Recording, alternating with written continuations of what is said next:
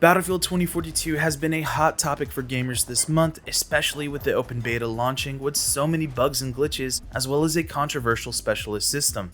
The beta was apparently a 2-month-old build of the game, and it's hard to say if it accurately showed off what we can expect from all-out warfare at launch. Turns out, DICE recently dropped big updates earlier with the brand new specialist trailer, showing off 5 new specialists and their abilities. There was also a new blog post that detailed what they learned from the community feedback, which we'll bring up again later as we talk about what adjustments the game could benefit from. Still, it seems there will definitely be growing pains for the game, but fingers crossed we'll get something worthwhile. So let's dive into just what changes DICE is making and what improvements we think they should focus on for release day. Like this video if you are so inclined, and let's break all of this down. Alright, let's get this out of the way, because cross-gen games are always in a challenging position. On the one hand, you have Battlefield using all of the nitro on their tank for next-gen and PC, getting lobbies up to 128 players.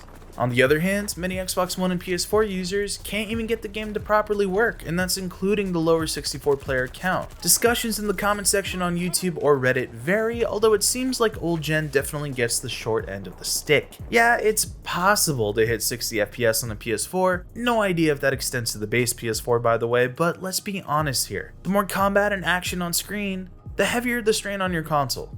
That PS4 or Xbox One is going to have a real hard time and absolutely sweating if a tornado drops down on you in game. You know, lag doesn't help these things either, and I have no idea what the server tick rate is at the moment, but even just browsing through the videos of some other creators on here that I follow, watching them get nuked by teleporting or rubber banding enemies, man, there is no world where that feels good.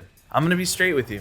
I have no idea how bad it can get on old gen and how much of that seems to be a combination of the hardware and the state of Battlefield 2042 servers. What I do know is there are going to be a lot of pissed off players trying to upgrade to next gen that can't, and they're pulling their hair out just to get a full proper match going on their old gen console. When you drop 60 to 70 bucks on a game, the hope is that it actually works, and that just isn't always the case from what we've seen in Battlefield 2042's beta. What's even more troubling is that the clock is ticking. 2042 comes out on November 12th for early access folks, and that's a real tight deadline. I am all for being optimistic and hoping for the best, but there are some very real issues here, and if we're paying that full price, it's kind of our right to expect something more complete than what we've seen so far. So optimization is huge for old gen, but general bugginess and glitches need an extra look even on current gen platforms. Thankfully, there have already been quite a few changes to the gameplay based on feedback, but they're not particularly groundbreaking. They're still nice to hear about though. Seriously, for example, the removal of bunny hopping to exploit speed boosts or reduced vehicle animation times, these are nice changes. And it's also nice to know that we're getting more tanks per orbital match with 8 total up from 4, but that is only on next gen, which also kind of underlines my point. These changes are addressing the minor stuff, and they don't really address the more substantial issues for the community playing on last gen. Not to mention, we need solutions that are more convincing for other issues, such as specialists. Reporting for duty. Yeah. This is going to be the meatiest part of the video because there was a lot to unpack with the new specialists that were revealed, and honestly, trying to figure out whether specialists will ever gel with Battlefield's identity, that's tough. Unfortunately, I wonder if their inclusion is one that we will have to make peace with, although it will not be an easy sell. Many folks are, to put it lightly, not fans of specialists. I mean, shoot, the new specialist trailer has been getting ratioed on our channel already. Any YouTube video or Twitch stream that you watch has had increasingly vocal pleas for something to be done about specialists. And DICE has done something, kinda. See, now on the blog post, it seems like DICE is convinced that the more specialists that we have, the less upset the community will be, which I'm not so sure is true. They mentioned that issues with the UI, recognizing friend or foe, and a poor ping system were issues during the beta that most likely limited us in experiencing specialists the way that they were originally designed, which is fair. And we'll get to that granular quality of life update soon. But I can tell you right now that, to me, it wasn't really the UI or the lack of in-game comms that made specialists feel like lone wolves. You see, specialists unfortunately take away from the core idea of a small soldier in a big war that Battlefield games have done so well in the past. We've never been Apex Legends style heroes or Overwatch characters with backstories. We've always just been another soldier, maybe with a particular dog tag. At first, I didn't mind the specialist really, because I took advantage of McKay's grapple hook and his character abilities while ziplining, but I've definitely pivoted on the subject for sure, after hearing things from your guys' point of view in the comments. Still, I also have more experience experience playing other shooter games, so that hero aspect didn't feel foreign to me. But once I settled into my thoughts a bit and I heard all of your guys' comments, it made more sense. Just because that kind of hero style gameplay is common in other shooters, that does not mean that it belongs in Battlefield. Alright, let's break down how significant these new specialists are supposed to be, and remember, the idea is that with more specialists we're supposed to have better team play? I mean, okay. So on the assault side, the two new ones, you have Dozer and Sundance.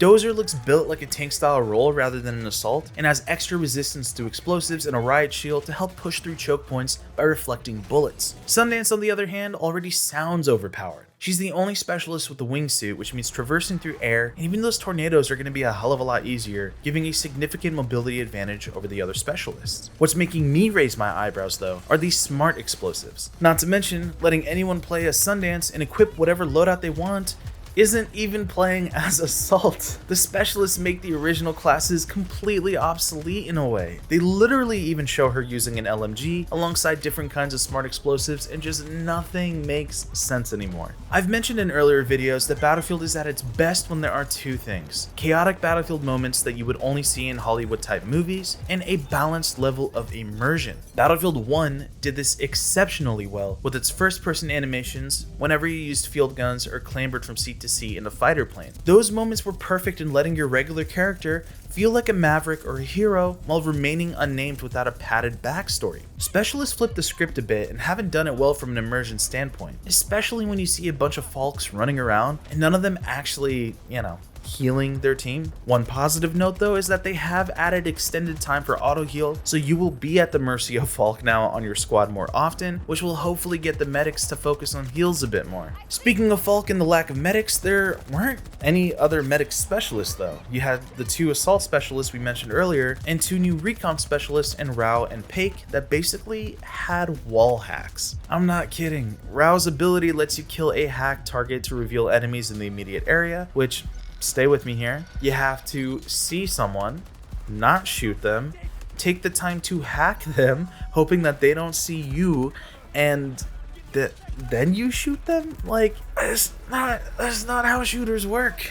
Meanwhile, Paik would highlight anyone that damaged you, but also had an EMG X scanner that literally just showed hostiles in cover. Who needs PC hacks when the game is basically giving them to particular specialists as an occasional freebie? The odds that solo players are going to load in and decide to gravitate towards specialists that are overpowered is extremely high.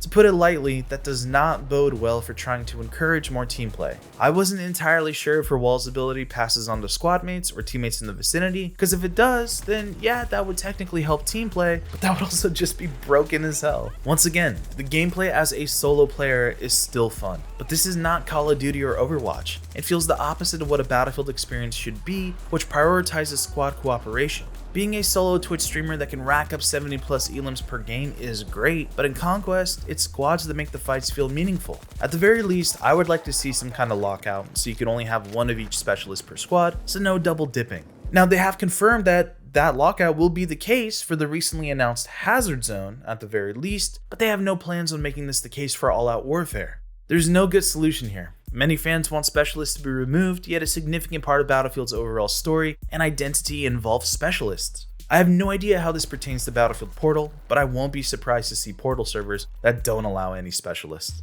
One attempt that DICE is making to help with squad composition is something they call Insertion Flow. It's basically a moment before the game where your squad will be shown your player card, which can be personalized to show off your playstyle and flair, and the pre-round was disabled in the open beta, which is why we never saw this. But it'll give us a chance to chat and make changes to the squad comp before we hit the ground running. Now, no idea how this will play out in action, but at least there's an avenue so players don't double up on their picks, which I am all for.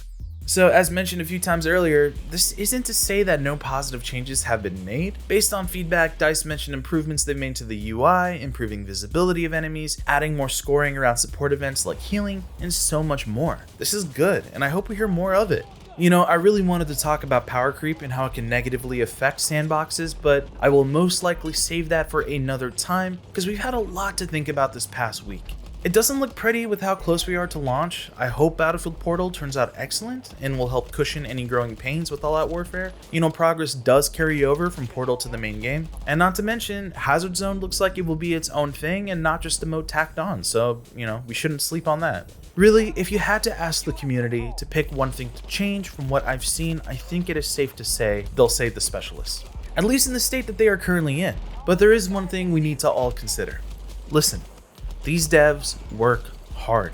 They're hearing your voice, they're reading your comments on Reddit, and scouring YouTube for videos like these, and kudos to them. It is not easy listening to critiques on something you've worked tirelessly on for God knows how long. What I'm saying is, having issues with the game is perfectly fine, and if you have constructive feedback to give, absolutely do so. So hop in the comments below, go on the Battlefield subreddit, and let your voice be heard, but please be mindful of doing it in a low sodium way if possible. Until next time.